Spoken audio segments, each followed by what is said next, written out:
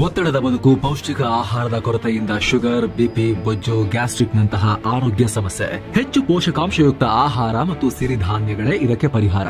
ಮಿಲೆಕ್ಸ್ ಚೂರ್ಣಂ ಇಂದಿನ ವೇಗದ ಬದುಕಿಗೆ ಪುರಾತನ ಪೋಷಣೆಯ ಶಕ್ತಿ. ಇದು ಸಿರಿಧಾನ್ಯ, ಡ್ರೈ ಫ್ರೂಟ್ಸ್, ಮೊಳಕೆ ಕಾಳುಗಳು, ಧಾನ್ಯಗಳು ಹಾಗೂ ಸೀಡ್ಸ್ ಇಂದ ಸಮೃದ್ಧವಾಗಿದೆ.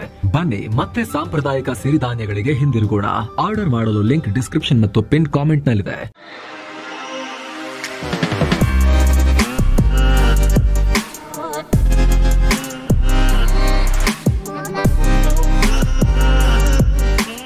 ಹಾಯ್ ಫ್ರೆಂಡ್ಸ್, ದಿನದ ಎಲ್ಲಾ ಪ್ರಮುಖ ಸುದ್ದಿಯನ್ನು ನಿಮಗೆ ತಲುಪಿಸುವ mastmagga.com ಫುಲ್ ನ್ಯೂಸ್ಗೆ ಸ್ವಾಗತ. ನಾನು ಅಮರ್ ಪ್ರಸಾದ್. ಭಗ್ನ. ಅಮೆರಿಕ ಅಧ್ಯಕ್ಷ ಡೊನಾಲ್ಡ್ ಟ್ರಂಪ್ ವರ್ಷಗಳಿಂದ ಕಾಣ್ತಾ ಇದ್ದ ಕನಸು ಭಗ್ನ ಆಗಿದೆ. ಹೃದಯ ಒಡೆದು ತೆಂಗಿನಕಾಯಿ ತರ ಎರಡು ಹೋಳಾಗೋ ರೀತಿ ಘಟನೆಯಾಗಿದೆ. ನೊಬೆಲ್ ಅನ್ನೋ ಮಾಯಾ ಜಿಂಕೆ ಬೆನ್ನು ಬಿತ್ತು ಬೀದಿಲಿ ನಿಂತುಕೊಂಡು ಹೊರಳಾಡ್ತಾ ಇದ್ದ ಟ್ರಂಪ್ಗೆ ನೊಬೆಲ್ ಶಾಂತಿ, ನೊಬೆಲ್ ಶಾಂತಿ ಅಂತ ಆಡ್ತಾ ಇದ್ದ ಟ್ರಂಪ್ಗೆ ಮಹತ್ವದ ಬೆಳವಣಿಗೆಯಲ್ಲಿ 2025 ನೊಬೆಲ್ ಶಾಂತಿ ಪ್ರಶಸ್ತಿ ಪ್ರಕಟ ಆಗಿದ್ದು ಕೊಟ್ಟಿಲ್ಲ. ಟ್ರಂಪ್ಗೆ ಇಲ್ಲ. Mister president, better luck next time ಅಂತ ಹೇಳಿದ್ದಾರೆ ನೊಬೆಲ್ನವರು. ಅಂದರೆ ಆ ರೀತಿ ಹೇಳಿಲ್ಲ, ಬಟ್ ಕೊಟ್ಟಿಲ್ಲ ಅಷ್ಟೇ. ಆ ಪುರಸ್ಕಾರ ಟ್ರಂಪ್ ಬದಲಿಗೆ ವೆನೆಜುವೆಲಾದ ವಿಪಕ್ಷ ನಾಯಕಿಗೆ ಸಿಕ್ಕಿದೆ. 58 ವರ್ಷದ ಮಾರಿಯಾ ಕೊರಿನಾ ಮಚಾಡೋ ಅವ್ರನ್ನ ಈ ಪುರಸ್ಕಾರಕ್ಕೆ ಆಯ್ಕೆ ಮಾಡಲಾಗಿದೆ. ವೆನೆಜುವೆಲಾದಲ್ಲಿ ಸರ್ವಾಧಿಕಾರ ಕಿತ್ತು ಹಾಕಿ ಉತ್ತಮ ಬದಲಾವಣೆ ತರೋಕೆ ಅವರು ಶಾಂತಿ ಮಾರ್ಗದಲ್ಲಿ ಪ್ರತಿಭಟಿಸ್ತಾ ಇದ್ದಾರೆ, ಮಾನವ ಹಕ್ಕುಗಳನ್ನು ಕಾಪಾಡ್ತಿದ್ದಾರೆ ಅಂತ ನೊಬೆಲ್ ಕಮಿಟಿ ಹೇಳಿದೆ. ಅಲ್ಲದೆ ಮಾರಿಯಾ ಕೊರಿನಾ ಒಬ್ಬ ದಿಟ್ಟ ಮಹಿಳೆ. ಇವರು ಚಾಂಪಿಯನ್ ಆಫ್ ಪೀಸ್, ಕತ್ತಲಲ್ಲೂ ಪ್ರಜಾಪ್ರಭುತ್ವದ ಜ್ವಾಲೆಯನ್ನ ಬೆಳಗಿಸಿದ್ದಾರೆ ಅಂತ ನೊಬೆಲ್ ಕಮಿಟಿ ಇವರನ್ನ ಕೊಂಡಾಡಿದೆ.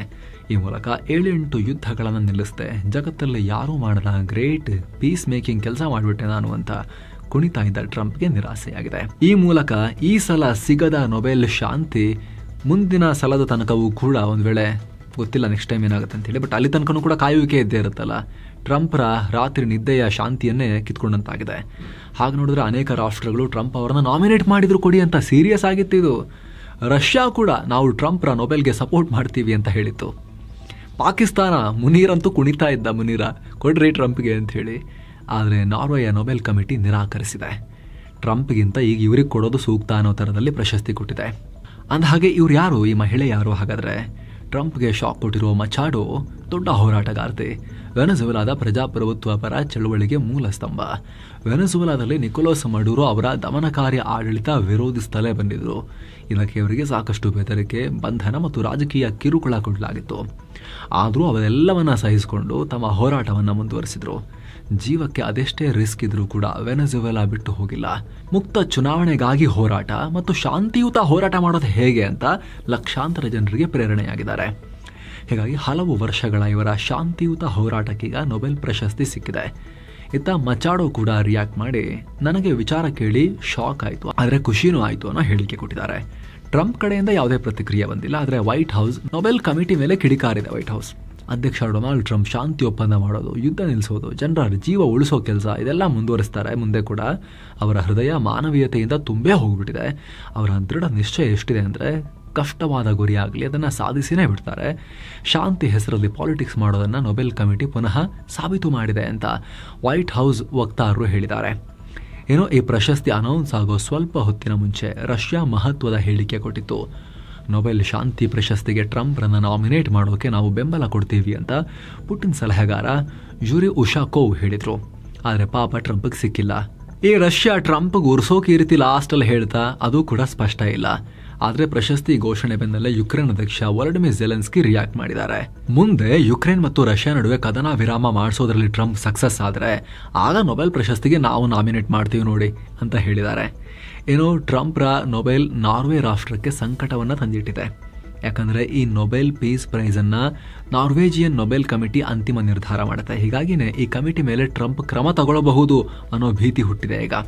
ಈಗ ಆಲ್ರೆಡಿ ನಾರ್ವೆ ಸರ್ಕಾರ ಕೂಡ ನೊಬೆಲ್ ಬಗ್ಗೆ ನಿರ್ಧಾರ ಮಾಡೋ ಹಕ್ಕು ನಮಗಿಲ್ಲ ಸ್ವಾಮಿ, ಈ ಹಕ್ಕಿರೋದು ಕೇವಲ ನೊಬೆಲ್ ಕಮಿಟಿಗೆ ಮಾತ್ರ, ಅದನ್ನು ನಾವು ಕಂಟ್ರೋಲ್ ಮಾಡೋಕ್ಕಾಗಲ್ಲ, ಬೇಜಾರು ಮಾಡ್ಕೋಬೇಡಿ ಅನ್ನೋ ಥರದಲ್ಲಿ ಹೇಳಿಕೆ ಕೊಟ್ಟಿದೆ ಟ್ರಂಪ್ಗೆ. ಇದ್ರ ಬಗ್ಗೆ ಟ್ರಂಪ್ ಗೊತ್ತಿಲ್ಲೇ ಇರಬಹುದು ಬಹುಶಃ, ಬಟ್ ನಮ್ದೇನು ತಪ್ಪಿಲ್ಲ ರೀ ಅಂತ ಹೇಳಿದ್ದಾರೆ. ಏನೋ ನೊಬೆಲ್ ಘೋಷಣೆಗೆ ಕೆಲವೇ ಗಂಟೆ ಬಾಕಿ ಇರುವಾಗಲೇ ಅಮೆರಿಕದ ಮಾಜಿ ಅಧ್ಯಕ್ಷ ಬರಾಕ್ ಒಬಾಮಾ ವಿರುದ್ಧ ಟ್ರಂಪ್ ಮಾತನಾಡಿರುವುದು ವೈರಲ್ ಆಗಿದೆ. ಒಬಾಮಾ ನೊಬೆಲ್ ಪೀಸ್ ಪ್ರೈಸ್ ಗೆದ್ದರು, ಆದರೆ ಅದಕ್ಕಾಗಿ ಅವರೇನು ದೊಡ್ಡ ಸಾಧನೆ ಮಾಡಿರಲಿಲ್ಲ. ಅಮೆರಿಕ ನಾಶ ಮಾಡೋದನ್ನು ಬಿಟ್ಟು ಅವ್ರಿಗೇನು ಗೊತ್ತೇ ಇಲ್ಲ, ಅದಕ್ಕಾಗಿ ಈ ಪ್ರಶಸ್ತಿ ಕೊಟ್ಟಿರಬಹುದು. ಆದರೆ ನಾನು ನೋಡಿ 8 ಯುದ್ಧಗಳನ್ನು ನಿಲ್ಲಿಸಿದ್ದೀನಿ ಅನ್ನೋ ಹೇಳಿಕೆ ಕೊಟ್ಟಿದ್ದಾರೆ. ಹೇಳಿದ್ದು 8 ಆಗಿದೆ, ಆದರೂ ನೊಬೆಲ್ ಸಿಕ್ಕಿಲ್ಲ. ಏನು ಸ್ನೇಹಿತರೆ, ಫುಲ್ ನ್ಯೂಸ್ನಲ್ಲಿ ಮುಂದುವರಿಯುವ ಮುನ್ನ ಒಂದು ಸಣ್ಣ ಮನವಿ. ಸಬ್ಸ್ಕ್ರೈಬ್ ಮಾಡದೇ ಇರುವ ವೀಕ್ಷಕರಿಗೆ ಈ ಮನವಿ, ವಿಡಿಯೋ ಕೆಳಗಿರೋ ಸಬ್ಸ್ಕ್ರೈಬ್ ಬಟನ್ ಮೇಲೆ ಕ್ಲಿಕ್ ಮಾಡಿ, ಹಾಗೆ ಪಕ್ಕದಲ್ಲಿರೋ ಬೆಲ್ ಐಕಾನ್ ಮೇಲೂ ಕೂಡ ಕ್ಲಿಕ್ ಮಾಡಿ. ಆಗ ನಮ್ಮ ವರದಿಗಳು ನೇರವಾಗಿ ನಿಮ್ಮನ್ನ ತಲುಪುತ್ತೆ ಅಷ್ಟೇ ಸ್ನೇಹಿತರೆ. ಆದರೆ ನೀವು ಮಾಡೋ ಒಂದು ಸಣ್ಣ ಆಕ್ಷನ್ ಇಂದ ನಮಗೆ ದೊಡ್ಡ ಬಲ ಸಿಕ್ಕದಂತಾಗುತ್ತೆ. ಆ ನಂಬರ್ ನಮಗೆ ಮುಖ್ಯ. ಬನ್ನಿ ಕಂಟಿನ್ಯೂ ಮಾಡೋಣ ಸ್ನೇಹಿತರೆ. Full news. ಭಾರತ ಹಾಗೂ ತಾಲಿಬಾನಿಗಳ ಸಂಬಂಧದಲ್ಲಿ ಮಹತ್ವದ ಬದಲಾವಣೆಯಾಗಿದೆ. ಕಾಬೂಲ್ನಲ್ಲಿ ಭಾರತದ ಟೆಕ್ನಿಕಲ್ ಮಿಷನ್ ಮಾತ್ರ ಇತ್ತು. ಈಗ ಅದನ್ನ ಪೂರ್ಣ ಪ್ರಮಾಣದ ಭಾರತದ ರಾಯಭಾರ ಕಚೇರಿಯಾಗಿ ಮತ್ತೆ ನಾವು ಫುಲ್ ಸ್ಟೇಟಸ್ ವಾಪಸ್ ಕೊಡ್ತೀವಿ ಅಂತ ಖುದ್ದು ವಿದೇಶಾಂಗ ಸಚಿವ ಎಸ್ ಜೈಶಂಕರ್ ಅನೌನ್ಸ್ ಮಾಡಿಬಿಟ್ಟಿದ್ದಾರೆ. ಆ ಮೂಲಕ ತಾಲಿಬಾನಿಗಳನ್ನ ನಿಜವಾದ ಅಫ್ಘಾನ್ ಸರ್ಕಾರ ಅಂತ ಭಾರತ ಒಪ್ಕೊಂಡಂಗೆ ಆಗುತ್ತೆ. ಅಫ್ಘಾನ್ ತಾಲಿಬಾನ್ ಫಾರಿನ್ ಮಿನಿಸ್ಟರ್ ಅಮೀರ್ ಖಾನ್ ಮುಟಾಕಿ ಜೊತೆಗೆ ಸಭೆ ಬಳಿಕ ಈ ಬಿಗ್ ಅನೌನ್ಸ್ಮೆಂಟ್ ಮಾಡಿದ್ದಾರೆ. ಸ್ನೇಹಿತರೆ, ಈ ವರದಿಯಲ್ಲಿ ಮಾಹಿತಿ ಕೊಟ್ಟಿದ್ವಿ ನಾವು. ತಾಲಿಬಾನ್ ಲೀಡರ್ ಭಾರತಕ್ಕೆ ಬರ್ತಾ ಇದ್ದಾರೆ, ಸ್ಟೇಟ್ ವಿಸಿಟ್ ಮೇಲೆ ಬರ್ತಾ ಇದ್ದಾರೆ, ಜೊತೆಗೆ ಫುಲ್ ಪ್ರೋಟೋಕಾಲ್ ನಿಂದಲೇ ಭಾರತ ಅವ್ರನ್ನ ವೆಲ್ಕಮ್ ಮಾಡಿ ಅತಿಥಿ ಸತ್ಕಾರ ಮಾಡ್ತಾ ಇದೆ ಅಂತ ಎಲ್ಲ ಪಾಲಿಟಿಕ್ಸ್, ಜಿಯೋ ಪಾಲಿಟಿಕ್ಸ್ ಎಕ್ಸ್ಪ್ಲೇನ್ ಮಾಡಿದ್ವಿ ಇದರಲ್ಲಿ. ಸೊ ಅವರೀಗ ಭಾರತದಲ್ಲಿದ್ದಾರೆ, 1 ವಾರ ಇರ್ತಾರೆ. ಭಾರತ ಅಫ್ಘಾನಿಸ್ತಾನದ ಸಾರ್ವಭೌಮತೆ, ಪ್ರಾದೇಶಿಕ ಸಮಗ್ರತೆ ಹಾಗೂ ಸ್ವಾತಂತ್ರ್ಯವನ್ನ ಭಾರತ ಗೌರವಿಸುತ್ತೆ ಅಂತ ಹೇಳಿದ್ದಾರೆ ಜೈಶಂಕರ್. 2 ರಾಷ್ಟ್ರಗಳ ನಡುವಿನ ಸಹಕಾರ, ಅಫ್ಘಾನಿಸ್ತಾನದ ಅಭಿವೃದ್ಧಿಗೆ ಸಹಾಯ ಮುಂದುವರಿಸ್ತೀವಿ ಅಂತ ಹೇಳಿದ್ದಾರೆ. ಹೀಗಾಗಿ ಕಾಬೂಲ್ನಲ್ಲಿ ಭಾರತದ ಪೂರ್ಣ ಪ್ರಮಾಣದ ರಾಯಭಾರ ಕಚೇರಿ ತೆರೆಯೋ ಅನೌನ್ಸ್ಮೆಂಟ್ ಮಾಡೋಕೆ ತುಂಬಾ ಖುಷಿ ಆಗ್ತಿದೆ ನನಗೆ ಅಂತ ಹೇಳಿ ಮೋದಿ ಸರ್ಕಾರದ ಮಂತ್ರಿ ಜೈಶಂಕರ್ ಹೇಳಿದ್ದಾರೆ. ಮೀಟಿಂಗ್ ವೇಳೆ ಅಮೀರ್ ಖಾನ್ ಮುಟಾಕಿ ಮತ್ತು ಜೈಶಂಕರ್ ಇಬ್ಬರು ಅಫ್ಘಾನಿಸ್ತಾನದಲ್ಲಿ ಭಾರತ ಕೈಗೊಂಡಿರೋ ಯೋಜನೆಗಳ ಪ್ರಗತಿ ಬಗ್ಗೆನೂ ಡಿಸ್ಕಸ್ ಮಾಡಿದ್ದಾರೆ. ಈ ಬಗ್ಗೆ ಮುಟಾಕಿ ಕೂಡ ಭಾರತದ ಪರವಾಗಿ ಸ್ಟೇಟ್ಮೆಂಟ್ ಕೊಟ್ಟಿದ್ದಾರೆ. ಅಫ್ಘಾನಿಸ್ತಾನ ಭಾರತವನ್ನ ಕ್ಲೋಸ್ ಫ್ರೆಂಡ್ ಅಂತ ನೋಡುತ್ತೆ, ನಾವು ನಮ್ಮ ನೆಲವನ್ನ ನಿಮ್ಮ ವಿರುದ್ಧ ಮಿಸ್ಯೂಸ್ ಮಾಡ್ಕೊಳ್ಳೋಕೆ ಉಗ್ರರಿಗೆ ಬಿಡೋದಿಲ್ಲ ಅಂತ ಭರವಸೆ ಕೊಟ್ಟಿದ್ದಾರೆ ಭಾರತಕ್ಕೆ ತಾಲಿಬಾನಿಗಳು. ಅಫ್ಘಾನ್ ಪರಸ್ಪರ ಗೌರವ, ವ್ಯಾಪಾರ ಹಾಗೂ ಜನರ ನಡುವಿನ ಸಂಬಂಧದ ಆಧಾರದ ಮೇಲೆ ಬಾಂಧವ್ಯ ಬೆಳೆಸೋಕೆ ಬಯಸುತ್ತೆ ಅಂತ ಹೇಳಿ ತಾಲಿಬಾನಿಗಳು ಹೇಳಿದ್ದಾರೆ ಭಾರತಕ್ಕೆ. ಇದೇ ವೇಳೆ ಅಫ್ಘಾನಿಸ್ತಾನದಲ್ಲಿ ಮೈನಿಂಗ್ ಮಾಡೋಕೆ ಭಾರತದ ಕಂಪನಿಗಳನ್ನ ಆಹ್ವಾನಿಸಿದ್ದಾರೆ, ಬನ್ನಿ ತೋಡಿ ಅಂತ. ಈ ಆಹ್ವಾನವನ್ನ ಜೈಶಂಕರ್ ಬಹಳ ಖುಷಿಯಿಂದ ಸೂಪರ್ ಎಂದಿದ್ದಾರೆ. ಇದಾದ ಮೇಲೆ ತಾಲಿಬಾನಿ ಮಿನಿಸ್ಟರ್ ಪತ್ರಿಕಾಗೋಷ್ಠಿ ಕೂಡ ಮಾಡಿದ್ದಾರೆ ಭಾರತದಲ್ಲಿ. ಈ ವೇಳೆ ಪಾಕಿಸ್ತಾನ ಮಾಡಿರೋ ಏರ್ ಸ್ಟ್ರೈಕ್ಗೆ, ಅಂದ್ರೆ ಬೆಳಿಗ್ಗೆ ಮಾಹಿತಿ ಕೊಟ್ಟಿದ್ವಲ್ಲ, ಕಾಬೂಲ್ನಲ್ಲಿ ಪಾಕಿಸ್ತಾನ ಏರ್ ಸ್ಟ್ರೈಕ್ ಮಾಡಿದೆ ಸೇಮ್ ಟೈಮ್, ಇದೇ ಟೈಮ್ನಲ್ಲಿ ಇವರು ಭಾರತಕ್ಕೆ ಬಂದಿರೋ ಟೈಮ್ನಲ್ಲೇ ಅದಕ್ಕೆ ಸಂಬಂಧಪಟ್ಟಂತೆ ಉತ್ತರ ಕೊಟ್ಟಿದ್ದಾರೆ. ನಮ್ಮ ತಾಳ್ಮೆ ಪರೀಕ್ಷೆ ಮಾಡಬೇಡಿ ನೋಡಿ ಅಂತ ಪಾಕಿಸ್ತಾನಕ್ಕೆ ವಾರ್ನಿಂಗ್ ಮಾಡಿದ್ದಾರೆ ತಾಲಿಬಾನಿಗಳು. ಅಫ್ಘಾನಿಸ್ತಾನ ಜೊತೆ ಆಟ ಆಡೋದನ್ನ ನಿಲ್ಲಿಸಿ ಅಂತ ಪಾಕಿಸ್ತಾನಕ್ಕೆ ಕಠಿಣ ಎಚ್ಚರಿಕೆ ಕೊಟ್ಟಿದ್ದಾರೆ ಭಾರತದ ನೆಲದಲ್ಲಿ ನಿಂತುಕೊಂಡು ತಾಲಿಬಾನಿಗಳು. ಅವರ ಶಬ್ದಗಳು ನೋಡಿ, ಕಾಬೂಲ್ನಲ್ಲಿ ಸ್ಫೋಟ ಸಂಭವಿಸಿರುವುದು ಗೊತ್ತಾಗಿದೆ, ಇದು ಪಾಕಿಸ್ತಾನದ ತಪ್ಪು ಅಂತ ನಾವು ಕನ್ಸಿಡರ್ ಮಾಡ್ತೀವಿ. ಸಮಸ್ಯೆಗಳನ್ನ ಈ ರೀತಿ ಬಗೆಹರಿಸೋದಲ್ಲ, ನಿಮ್ಮ ಆಂತರಿಕ ಸಮಸ್ಯೆಗಳಿದ್ರೆ ನೀವೇ ಸರಿ ಮಾಡ್ಕೊಳ್ಳಿ, ಮಾತುಕತೆಗೆ ನಾವು ಓಪನ್ ಇದ್ದೀವಿ. ನಮ್ಮ ದೇಶದಲ್ಲಿ ಶಾಂತಿ ಇದ್ರೆ ಇವರಿಗೆಲ್ಲ ಏನು ಸಮಸ್ಯೆ ಅಂತ ಗೊತ್ತಾಗ್ತಿಲ್ಲ. ನಾವು ಎಲ್ಲರೊಂದಿಗೂ ಉತ್ತಮ ಸಂಬಂಧ ಇಟ್ಕೊಳ್ಳೋಕೆ ಬಯಸ್ತೀವಿ, ಆದರೆ ಇದು ಒನ್ ಸೈಡ್ ಇರಬಾರ್ದು. ನಮ್ಮಲ್ಲಿ ಶಾಂತಿ ಕೆಡಿಸೋಕೆ ಪ್ರಯತ್ನ ಮಾಡಿದ್ರೆ, ಅಫ್ಘಾನಿಸ್ತಾನವನ್ನು ಕೆರಳಿಸೋ ಕೆಲಸ ಮಾಡಿದ್ರೆ ಪರಿಣಾಮ ನೆಟ್ಟಿಗಿರಲ್ಲ.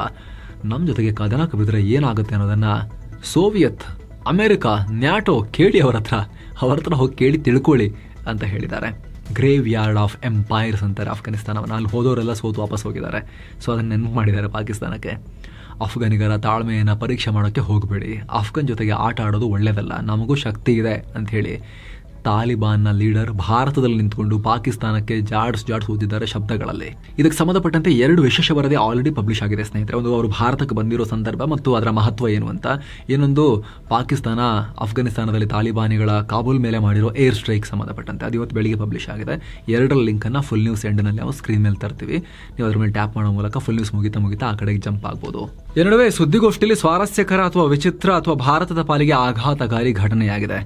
ಸುದ್ದಿಗೋಷ್ಠಿ ನಡೆಸಬೇಕಾದ್ರೆ ಮಹಿಳಾ ಪತ್ರಕರ್ತರು ಕೂಡ ಇರ್ತಾರಲ್ಲ, ಭಾರತ ಅಲ್ವಾ ಇದು, ನಾವು ಲೇಡೀಸ್ ಜೊತೆಗೆ ಮಾತಾಡಲ್ಲ ಅಂತ ಹೇಳಿಬಿಟ್ಟಿದ್ದಾರೆ ತಾಲಿಬಾನಿಗಳು. ಪ್ರಶ್ನೆ ಕೇಳದೆ ನಾವು ಆನ್ಸರೇ ಮಾಡಲ್ಲ, ಏನತ್ರ ಮಾತಾಡಲ್ಲ ಅಂತ. ಆಮೇಲೆ ಬಾಯ್ಕಾಟ್ ಮಾಡಿ ಅವ್ರು ಹೊರಗೆ ಹಾಕಬೇಕಾಯ್ತು. ಇವ್ರು ಪ್ರೆಸ್ ಮೀಟೇ ಮಾಡಲ್ಲ ಅಂತ ಕೂತ್ಕೊಂಡಿದ್ದಾರೆ ಮಹಿಳಾ ಪತ್ರಕರ್ತರಿದ್ರೆ.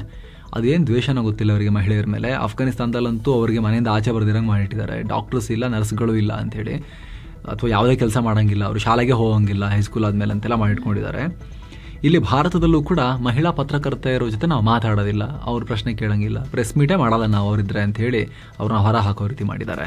ಇದೀಗ ಬಹಳ ವಿವಾದ ಆಗ್ತಾ ಇದೆ. ಭಾರತಕ್ಕೆ ಬಂದು ಇದು ಹೆಂಗೆ ಇವರಿದು ಅವ್ರದ್ದು ಇಲ್ಲಿ ಹೇರ್ತಾ ಇದ್ದಾರೆ. ಜೊತೆಗೆ ಭಾರತ ಸರ್ಕಾರ ಇದನ್ನು ಅಲೋ ಮಾಡಿದ್ದಾದ್ರೂ ಯಾಕೆ ಅನ್ನೋ ಪ್ರಶ್ನೆಯನ್ನ ಕೇಳಲಾಗ್ತಿದೆ. ಏನು ಪಾಕ್ನಲ್ಲಿ ಭೀಕರ ಹಿಂಸಾಚಾರ ಭುಗಿಲೆದಿದೆ. ಟ್ರಂಪ್ ಇಟ್ಟ ಗಾಜಾ ಪ್ರಸ್ತಾವನೆಗೆ ಬೆಂಬಲ ಕೊಡ್ತೀರಾ, ನಮ್ಮನ್ನ ಕೆರಳಿಸ್ತೀರಾ ಅಂತ ಮುನೀರ್ ಮತ್ತು ಶಹಬಾಜ್ ವಿರುದ್ಧ ಜನ ದಂಗೆ ಎದ್ದಿದ್ದಾರೆ. ಅದರಲ್ಲೂ ತೆಹರಿಕ್ ಲಬೈಕ್ ಪಾಕಿಸ್ತಾನ ಅನ್ನೋ ಧಾರ್ಮಿಕ ರಾಜಕೀಯ ಪಕ್ಷ ಹೊಡೆದಾಟಕ್ಕೆ ನಿಂತಿದೆ. ಪಾಕ್ನ ಲಾಹೋರ್ನಲ್ಲಿ ಭೀಕರ ಕಾಳಗ ಆಗಿದೆ. ರಾಜಧಾನಿ ಇಸ್ಲಾಮಾಬಾದ್ಗೆ ನುಗ್ಗೋಕೆ ಪ್ರಯತ್ನ ಪಡ್ತಾ ಇದ್ದಾರೆ. ಆದರೆ ಇದನ್ನು ಪಾಕಿಸ್ತಾನ ಸೇನೆ ಬ್ಲಾಕ್ ಮಾಡಿದೆ. ಪರಿಣಾಮ ಸಿಕ್ಕಾಪಟ್ಟೆ ಹೊಡೆದಾಟ, ಕಲ್ಲು ತೂರಾಟ, ಅಶ್ರುವಾಯು, ಗೋಲಿಬಾರ್ ಎಲ್ಲ ಆಗಿದೆ. ಸೇನೆ ಮತ್ತು ಈ ಪಕ್ಷದ ಉಗ್ರ ಕಾರ್ಯಕರ್ತರ ನಡುವೆ ದೊಡ್ಡ ಜಗಳ ಆಗಿದೆ. ಈಗ ಆಲ್ರೆಡಿ ಈ ಪಕ್ಷದ 2 ಮೃತಪಟ್ಟಿದ್ದಾರೆ, 50 ಜನರು ಗಾಯಗೊಂಡಿದ್ದಾರೆ. ಇದರ ಬೆನ್ನಲ್ಲೇ ಈ ಪಕ್ಷ ದೊಡ್ಡ ಎಚ್ಚರಿಕೆ ಕೊಟ್ಟಿದೆ. ನಾವೀಗ ಲಾಹೋರ್ನಿಂದ ಇಸ್ಲಾಮಾಬಾದ್ನಲ್ಲಿರೋ ಅಮೆರಿಕ ಎಂಬಸಿಗೆ ನುಗ್ತೀವಿ, ಇಸ್ಲಾಮಾಬಾದ್ಗೆ ಮುತ್ತಿಗೆ ಹಾಕ್ತೀವಿ. ನಮ್ಮನ್ನು ಬಂಧಿಸ್ತೀರಾ ಬಂಧಿಸಿ, ಗುಂಡು ಹಾರಿಸ್ತೀರಾ ಹಾರಿಸಿ, ಶೆಲ್ ಹಾರಿಸ್ತೀರಾ ಶೆಲ್ ದಾಳಿ ಮಾಡ್ತೀರಾ ಮಾಡಿ. ನಾವಿರೋದೇ ಧರ್ಮ ಮತ್ತು ಮುಸ್ಲಿಮರ ರಕ್ಷಣೆಗೆ. ಹುತಾತ್ಮರಾದ್ರೆ ಒಳ್ಳೇದೇ, ಹೋಗ್ಲಿ ಪ್ರಾಣ, ಅದೆಷ್ಟು ತಡೀತೀರಾ ತಡೀರಿ ಅಂತ TLP ಮುಖ್ಯಸ್ಥ ಸಾದ್ ರಿಜ್ವಿ ಆರ್ಭಟಿಸಿದ್ದಾರೆ. ಇಮ್ರಾನ್ ಪಕ್ಷದ ಕಾರ್ಯಕರ್ತರಿಗಿಂತ ಭಯಂಕರವಾಗಿ ಮಾತನಾಡಿದ್ದಾರೆ. ಈ ಹಿಂಸಾಚಾರದಿಂದ ಪಾಕ್ ಪ್ರಮುಖ ನಗರಗಳು ಸ್ತಬ್ಧವಾಗಿವೆ. ಇಸ್ಲಾಮಾಬಾದ್ ಮತ್ತು ರಾವಲ್ಪಿಂಡಿಯಲ್ಲಿ ಶಾಲೆ ಕಾಲೇಜುಗಳು ಬಂದ್ ಆಗಿವೆ. ಇಂಟರ್ನೆಟ್ ಮತ್ತು ಮೊಬೈಲ್ ಸೇವೆಯನ್ನು ಸ್ಥಗಿತಗೊಳಿಸಲಾಗಿದೆ. ಇಸ್ಲಾಮಾಬಾದ್ ಸಂಪರ್ಕಿಸುವ ಹೈವೇ ಮಧ್ಯೆ ಶಿಪ್ಪಿಂಗ್ ಕಂಟೈನರ್ಗಳನ್ನು ಅಡ್ಡ ಇಡಲಾಗಿದೆ. ಈ ಘಟನೆ ಬಗ್ಗೆ ಪಾಕ್ನ ಉಪ ಆಂತರಿಕ ಸಚಿವ ತಲಾಲ್ ಚೌಧರಿ ಮಾತನಾಡಿ, TLP ಈ ರ್ಯಾಲಿ ನಡೆಸೋಕೆ ಪರ್ಮಿಷನ್ ಪಡೆದಿಲ್ಲ ಅಂದಿದ್ದಾರೆ. ಆದರೆ TLP ಇದನ್ನು ಸುಳ್ಳು ಅಂತಿದೆ. ನಾವು ಪ್ಯಾಲೆಸ್ತೈನ್ ಜನರಿಗಾಗಿ ಶಾಂತಿಯುತ ಹೋರಾಟ ಮಾಡ್ತೀವಿ ಅಂತ ಮುಂಚೆನೆ ಕೇಳಿದ್ವಿ ಅಂತ ಹೇಳ್ತಿದ್ದಾರೆ. ಉತ್ತರ ಪ್ರದೇಶದ ಯೋಗಿ ಪೊಲೀಸರ ಬಳಿಕ ಈಗ ಕರ್ನಾಟಕದ ಪರಮೇಶ್ವರ್ ಪೊಲೀಸರು, ಸಿದ್ದು ಪೊಲೀಸರು ಬಂಧಕನ ಹೊರತೆಗೆದಿದ್ದಾರೆ. 10 ವರ್ಷದ ಪುಟ್ಟ ಬಾಲಕಿ ಮೇಲಿನ ಅತ್ಯಾಚಾರ ಮತ್ತು ಕೊಲೆ ಪ್ರಕರಣಕ್ಕೆ ಸಂಬಂಧಪಟ್ಟಂತೆ ಆರೋಪಿಗೆ ಪೊಲೀಸರು ಗುಂಡು ಹಾರಿಸಿದ್ದಾರೆ. ಮೈಸೂರಲ್ಲಿ ಘಟನೆಯಾಗಿದೆ. ಇನ್ನು ಸ್ನೇಹಿತರೆ, ಆರೋಪಿ ಹೆಸರು ಕಾರ್ತಿಕ್ ಅಂತ. ಆತೇನು ಹೋಗಿಲ್ಲ, ಇದಾನೆ, ಅವನಿಗೆ ಜೀವ ಏನು ಹೋಗಿಲ್ಲ, ಖಾಲಿ ಗುಂಡು ಬಿದ್ದಿದೆ. ಹಿಡಿದು ಚಿಕಿತ್ಸೆ ಕೊಡಿಸಿ ಈಗ ತನಿಖೆ ನಡೆಸ್ತಾ ಇದ್ದಾರೆ ಪೊಲೀಸರು. ಬಾಲಕಿಯನ್ನ ಪುಸಲಾಯಿಸಿ ನಿರ್ಜನ ಪ್ರದೇಶಕ್ಕೆ ಕರ್ಕೊಂಡು ಹೋಗಿ ಅತ್ಯಾಚಾರಕ್ಕೆ ಯತ್ನಿಸಿದ ವ್ಯಕ್ತಿ ಆಮೇಲೆ ಗ್ರಾಮಸ್ಥರ ಕೈಗೆ ಸಿಕ್ಕ ಹಾಕೊಂಡಿದ್ದಾನೆ. ಹುಬ್ಬಳ್ಳಿಯಲ್ಲಿ ಘಟನೆಯಾಗಿದೆ. ಆರೋಪಿ ಸೈಯದ್ ರಹನಾ ಅಂತ ಗೊತ್ತಾಗಿದೆ. ಬಾಲಕಿಯೊಂದಿಗೆ ಸಲಿಗೆ ಬೆಳೆಸ್ಕೊಳ್ಳೋ ಟೈಮ್ನಲ್ಲಿ ನೇಮ್ ಕೂಡ ಫೇಕ್ ಹೇಳಿದ್ದಾಯ್ತಾ, ರಮೇಶ್ ಅಂತೇನೋ ಹೇಳಿದಂತೆ. ಆತನ ಮೊಬೈಲ್ ಚೆಕ್ ಮಾಡಿದಾಗ ಆತ ಬೇರೆ ಬೇರೆ ಹುಡುಗಿಯರೊಂದಿಗಿದ್ದಂತಹ ಫೋಟೋಸ್, ಅಶ್ಲೀಲ ವಿಡಿಯೋಸ್ ಎಲ್ಲ ಪತ್ತೆಯಾಗಿವೆ. ನಂತರ ಈತನನ್ನ ಸ್ಥಳೀಯರು ಪೊಲೀಸ್ ಸ್ಟೇಷನ್ಗೆ ಒಪ್ಪಿಸಿದ್ದು ಪೋಕ್ಸೋ ಪ್ರಕರಣ ದಾಖಲಾಗಿದೆ. ಇನ್ನು ಮುಸ್ಲಿಮರ ಧಾರ್ಮಿಕ ಗ್ರಂಥ ಕುರಾನ್ ವಿಚಾರವಾಗಿ ಈಗ ಕರ್ನಾಟಕದಲ್ಲಿ ಬಿಜೆಪಿ ಮತ್ತು ಕಾಂಗ್ರೆಸ್ ನಡುವೆ ಬಡಿದಾಟ ಶುರುವಾಗಿದೆ. ಅಕ್ಟೋಬರ್ 5ನೇ ತಾರೀಕು ಹುಬ್ಬಳ್ಳಿಯಲ್ಲಿ ನಡೆದ ಕಾರ್ಯಕ್ರಮವೊಂದರ ಆರಂಭದಲ್ಲಿ ಕುರಾನ್ ಪಠಿಸಲಾಗಿತ್ತು. ಇದಕ್ಕೆ ಬಿಜೆಪಿ ಖಂಡಿಸಿ ಸರ್ಕಾರಿ ಕಾರ್ಯಕ್ರಮದಲ್ಲಿ ಕುರಾನ್ ಪಠಣ ಮಾಡೋದು ಸರಿನಾ, ಇದು ಪ್ರೋಟೋಕಾಲ್ ಉಲ್ಲಂಘನೆ ಅಲ್ವಾ ಅಂತ ಆಕ್ಷೇಪ ವ್ಯಕ್ತಪಡಿಸಿದ್ರು. ಆದ್ರೆ ಇದು ಸರ್ಕಾರಿ ಕಾರ್ಯಕ್ರಮ ಅಲ್ಲಾರಿ ಅಂತ ಕಾಂಗ್ರೆಸ್ ಹೇಳ್ತು. ಆದ್ರೆ ಬಿಜೆಪಿ ವಾದ ಕಂಟಿನ್ಯೂ ಮಾಡಿದ ಈಗ ಧಾರವಾಡ DC ಕಚೇರಿ ಮುಂದೆ ಪ್ರತಿಭಟಿಸೋಕು ಕೂಡ ನಿರ್ಧಾರ ಮಾಡಿದ್ದಾರೆ. ಟ್ರಾಫಿಕ್ ಅಂದ್ರೆ ನಿಮಗೆ ಖುಷಿನಾ ಸಿಟ್ಟ ಸ್ನೇಹಿತರೆ? ಇರಿಟೇಷನ್ ಒಳ್ಳೇದು ಅನ್ಸುತ್ತಾ? ಬಹಳ ಚೆನ್ನಾಗಿ ಅನ್ಸುತ್ತಾ? ಪ್ರಿಯಾಂಕ್ ಖರ್ಗೆ ಅವರಿಗೆ ಸೂಪರ್ ಅಂತ ಅನ್ಸುತ್ತೆ. ಏನ್ ಹೇಳಿದಾರೆ ಗೊತ್ತಾ? ಟ್ರಾಫಿಕ್ ಸಮಸ್ಯೆ ಒಳ್ಳೇದು, ಇದು ಬೆಂಗಳೂರಿನ ಪ್ರಗತಿಯ ದಿಕ್ಸೂಚಿ. ಇಷ್ಟೊಂದೆಲ್ಲ ವೆಹಿಕಲ್ ಎಲ್ಲ ತಗೊಳ್ತಿದ್ದಾರೆ ಜನ ಅಂತ ಹೇಳಿದ್ರೆ ಶ್ರೀಮಂತರು, ಒಳಗೆ ಪ್ರೋಗ್ರೆಸ್ ಆಗ್ತಾ ಇದೀವಿ ಅನ್ನೋ ಥರದಲ್ಲಿ ಹೇಳಿಕೆ ಕೊಟ್ಟಿದ್ದಾರೆ IT ಸಚಿವ ಪ್ರಿಯಾಂಕ್ ಖರ್ಗೆ. ಕಾಂಗ್ರೆಸ್ನ ರಾಷ್ಟ್ರೀಯ ಅಧ್ಯಕ್ಷ ಮಲ್ಲಿಕಾರ್ಜುನ ಖರ್ಗೆ ಅವರ ಪುತ್ರ ಬೆಂಗಳೂರಿನ ಪ್ರೋಗ್ರಾಂನಲ್ಲಿ ಮಾತನಾಡಿದ್ರು ಅವರು. 75.5% ಜನ ವರ್ಕ್ ಫೋರ್ಸ್ನ ಭಾಗ ಆಗಿದ್ದಾರೆ. ಒಂದ್ ಲೆಕ್ಕದಲ್ಲಿ ಟ್ರಾಫಿಕ್ ಸಮಸ್ಯೆ ಒಳ್ಳೆಯದೇ, ನಾವು ಇದನ್ನ ಬೆಳೀತಾ ಇದೀವಿ ಅನ್ನೋದಕ್ಕೆ ಪರಿಗಣಿಸ್ತೀವಿ ಸಂಕೇತವಾಗಿ ಅಂತ ಹೇಳಿದ್ದಾರೆ. ಆದ್ರೂ ಟ್ರಾಫಿಕ್ ಸಮಸ್ಯೆಯನ್ನ ಬಗೆಹರಿಸಿಕೊಳ್ಬೇಕು ಅನ್ನೋ ಒಂದು ಹೇಳಿಕೆಯನ್ನ ಕೂಡ ಕೊಟ್ಟಿದ್ದಾರೆ.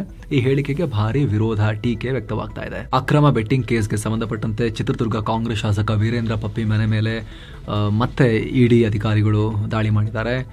ಮತ್ತೆ 51 ಕೋಟಿ ಮೌಲ್ಯದ 40 kg ಚಿನ್ನ ಪತ್ತೆಯಾಗಿದೆ. ಅಲ್ಲದೆ ಚಳ್ಳಕೆರೆಯ ಫೆಡರಲ್ ಬ್ಯಾಂಕ್ ಸೇರಿದ ಹಾಗೆ ಪಟ್ಟಣದ ಹಲವು ಕಡೆ ಶೋಧ ಮಾಡಿದ್ದಾರೆ. ಈ ಹಿಂದೆ ಆನ್ಲೈನ್ ಬೆಟ್ಟಿಂಗ್ ನಲ್ಲಿ ಅಲ್ಪಾವಧಿಯಲ್ಲಿ 2,000 ಕೋಟಿ ರೂಪಾಯಿ ಲಾಭ ಗಳಿಸಿದ್ರು ಅಂತ ED ಹೇಳಿತ್ತು. ಆಗ 103 ಕೋಟಿ ರೂಪಾಯಿ ಮೌಲ್ಯದ ಚಿನ್ನಾಭರಣ ಸಿಕ್ಕಿತ್ತು. ಈಗ 40 kg ಸಿಕ್ಕಿದೆ. ತನಿಖೆ ತೀವ್ರವಾಗಿ ನಡೀತಾ ಇದೆ. ಇನ್ನು ಬೆಂಗಳೂರಲ್ಲಿರೋ ಭಾರತ್ ಎಲೆಕ್ಟ್ರಾನಿಕ್ಸ್ ಲಿಮಿಟೆಡ್ BEL ವಿರುದ್ಧ ಕನ್ನಡ ಕಡೆಗಣನೆ ಆರೋಪ ಕೇಳಿಬಂದಿದೆ. ಈ ಸಂಬಂಧ ಕನ್ನಡ ಅಭಿವೃದ್ಧಿ ಪ್ರಾಧಿಕಾರ ರಕ್ಷಣಾ ಇಲಾಖೆ ಅಧೀನದಲ್ಲಿರೋ BEL ವಿರುದ್ಧ ಕೇಂದ್ರ ಸರ್ಕಾರಕ್ಕೆ ದೂರು ಕೊಟ್ಟಿದೆ. ಈ ಕಂಪನಿ 500ಕ್ಕೂ ಅಧಿಕ ಟ್ರೈನಿ ಇಂಜಿನಿಯರ್ಗಳ ನೇಮಕಾತಿ ಅಧಿಸೂಚನೆಯನ್ನ ಇಂಗ್ಲಿಷ್ ಮತ್ತು ಹಿಂದಿಲಿ ಮಾತ್ರ ಹೊರಡಿಸಿದೆ. ಹೀಗಾಗಿ ಕನ್ನಡ ಯಾಕಿಲ್ಲ ಅಂತ ವಿರೋಧ ವ್ಯಕ್ತಪಡಿಸಲಾಗ್ತಾ ಇದೆ. ಇತ್ತೀಚೆಗೆ ಜಮ್ಮು ಕಾಶ್ಮೀರದಲ್ಲಿ 2 ಯೋಧರು ನಾಪತ್ತೆಯಾಗಿದ್ದಾರೆ. ಇದೀಗ 2 ಪೈಕಿ ಒಬ್ಬ ಯೋಧರ ಮೃತದೇಹ ಸಿಕ್ಕಿದೆ. ಅನಂತನಾಗ್ ಜಿಲ್ಲೆಯ ಗಡೋಲೆ ಅರಣ್ಯ ಪ್ರದೇಶದಲ್ಲಿ ಸಿಕ್ಕಿದೆ. ಭಾರಿ ಹಿಮಪಾತ ಆಗ್ತಿರೋ ಕಾರಣ ಟೆಂಪರೇಚರ್ ಡ್ರಾಪ್ ಆಗಿ ಹೈಪೋಥರ್ಮಿಯಾದಿಂದ ಯೋಧರು ಮೃತಪಟ್ಟಿರಬಹುದು ಅಂತ ಪ್ರಾಥಮಿಕ ತನಿಖೆಯಲ್ಲಿ ಮಾಹಿತಿ ಬರ್ತಾ ಇದೆ. ಇನ್ನೊಬ್ಬ ಯೋಧರು ನಾಪತ್ತೆಯಾಗಿದ್ದಾರೆ. ಅವರಿಗೆ ಹುಡುಕಾಟ ನಡೀತಾನೆ ಇದೆ. ಸ್ನೇಹಿತರೆ, ಇವರಿಬ್ರು ಕೂಡ ಎಲಿಟ್ 5 ಪ್ಯಾರಾ ಯೂನಿಟ್ಗೆ ಸೇರಿದ ಅಗ್ನಿವೀರ್ ಯೋಧರು.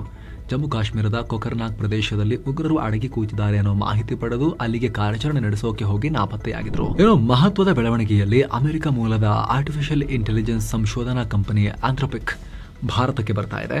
ದೇಶದಲ್ಲಿ ತನ್ನ ಮೊದಲ ಕಚೇರಿಯನ್ನ ಬೆಂಗಳೂರಲ್ಲಿ ಸ್ಥಾಪನೆ ಮಾಡ್ತಾರೆ ಅಂತ ಕರ್ನಾಟಕ ಸರ್ಕಾರ ಹೇಳಿದೆ. ಪ್ರಿಯಾಂಕ್ ಖರ್ಗೆ ಹೇಳಿದ್ದಾರೆ ಸಚಿವರು. ಇನೋವೇಷನ್, ಎನ್ವೈರನ್ಮೆಂಟ್ ಮತ್ತು ಹೆಚ್ಚಿನ ಟ್ಯಾಲೆಂಟ್ ಇಲ್ಲಿರೋದ್ರಿಂದ ಗ್ಲೋಬಲ್ ಲೀಡರ್ಸ್ ಬೆಂಗಳೂರನ್ನೇ ಆಯ್ಕೆ ಮಾಡಿಕೊಳ್ತಾ ಇದ್ದಾರೆ. ಸದ್ಯ ಬೆಂಗಳೂರಲ್ಲಿ AI ಕ್ಷೇತ್ರ ಬೂಮ್ ಆಗ್ತಿದೆ. ಜಗತ್ತಲ್ಲಿ AI ಮತ್ತು ಡೀಪ್ ಟೆಕ್ ಎಕೋಸಿಸ್ಟಮ್ ಇರೋ ನಗರಗಳ ಪಟ್ಟಿಯಲ್ಲಿ ಬೆಂಗಳೂರು 5ನೇ ಸ್ಥಾನದಲ್ಲಿದೆ. ಇಲ್ಲಿ ಸುಮಾರು 1 ಲಕ್ಷ AI ಪ್ರೊಫೆಷನಲ್ಸ್ ಕೆಲಸ ಮಾಡ್ತಿದ್ದಾರೆ. ದೇಶದ AI ಟ್ಯಾಲೆಂಟ್ಗೆ ಬೆಂಗಳೂರು 50% ಕೊಡುಗೆ ಕೊಡ್ತಾ ಇದೆ. ಹೀಗಾಗಿ ಅಮೆರಿಕದ ಕಂಪನಿ ಬೆಂಗಳೂರನ್ನ ಚೂಸ್ ಮಾಡಿದೆ ಅಂತ ಅವರು ಬೆಂಗಳೂರಿನ ಪ್ಲಸ್ ಪಾಯಿಂಟ್ಸ್ ಅನ್ನ ಮುಂದಿಟ್ಟಿದ್ದಾರೆ. ಈಶಾನ್ಯ ರಾಜ್ಯಗಳಾದ ಅಸ್ಸಾಂ ಮತ್ತು ಮೇಘಾಲಯ ಇದರ ಗಡಿಯಲ್ಲಿ ಗಲಾಟೆಯಾಗಿದೆ. ನಮ್ಮ ದೇಶದ 2 ರಾಜ್ಯಗಳವರು ಹೊಡೆದಾಡ್ಕೊಂಡಿದ್ದಾರೆ. ಒಬ್ಬರು ಪ್ರಾಣ ಕಳ್ಕೊಂಡಿದ್ದಾರೆ. ಪೊಲೀಸ್ ಸಿಬ್ಬಂದಿ ಸೇರಿ ಹಲವರು ಗಾಯಗೊಂಡಿದ್ದಾರೆ.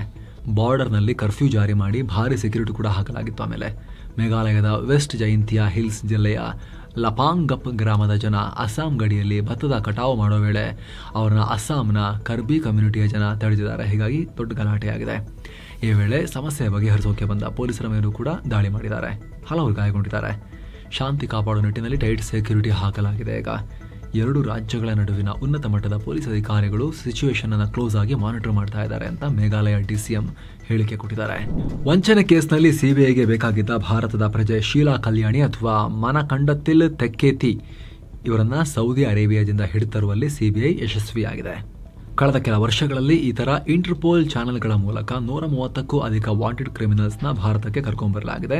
ಆದರೆ ದೊಡ್ಡ ತಲೆಗಳು ಈ UK US ಅಲ್ಲೆಲ್ಲ ಕೂತಿರೋ ದೊಡ್ಡ ತಲೆಗಳು ಅವ್ರು ಬರ್ತಾ ಇಲ್ಲ. ಅವ್ರನ್ನ ಅವ್ರು ಕೊಡ್ತಾನೂ ಇಲ್ಲ. ಆ ಪ್ರಯತ್ನ ನಡೀತಾ ಇದೆ.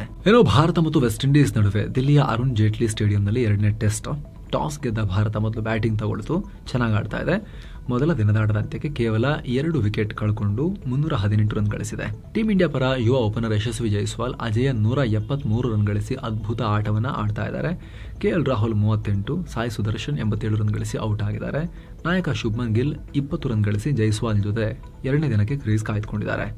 ಭಾರತದ ಷೇರುಪೇಟೆ ಹಸಿರು ಪಟ್ಟಿಯಲ್ಲಿ ಕೊನೆಗೊಂಡಿದೆ. ದಿನದ ವಹಿವಾಟಿನ ಅಂತ್ಯಕ್ಕೆ ಸೆನ್ಸೆಕ್ಸ್ 329 ಪಾಯಿಂಟ್ಸ್ ರೈಸ್ ಆಗಿ 82,500ಕ್ಕೆ ತಲುಪಿತು. ನಿಫ್ಟಿ 104 ಪಾಯಿಂಟ್ಸ್ ರೈಸ್ ಆಗಿ 25,285ಕ್ಕೆ ತಲುಪಿತು.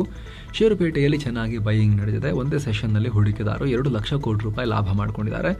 ಗಾಜಾ ಶಾಂತಿಗೆ ಅಮೆರಿಕ ಅಧ್ಯಕ್ಷ ಟ್ರಂಪ್ ಇಟ್ಟ ಪ್ರಸ್ತಾವನೆ ಪಾಸಿಟಿವ್ ದಿಕ್ಕಿನಲ್ಲಿ ಸಾಗ್ತಿರೋ ಕಾರಣ PM ನರೇಂದ್ರ ಮೋದಿ ಟ್ರಂಪ್ಗೆ ಫೋನ್ ಕಾಲ್ ಮಾಡಿ ಮಾತಾಡ್ಬಿಟ್ರಲ್ಲ. ಈಗ ಇಬ್ರು ಕೂಡ ನಾನೇ ಮಾಡಿಸಿದ್ದು ಇಲ್ಲ ನೀವು ಮಾಡಿಸಿದ್ದಲ್ಲ ಅಂತೆಲ್ಲ ನಡೀತಾ ಇತ್ತಲ್ಲ.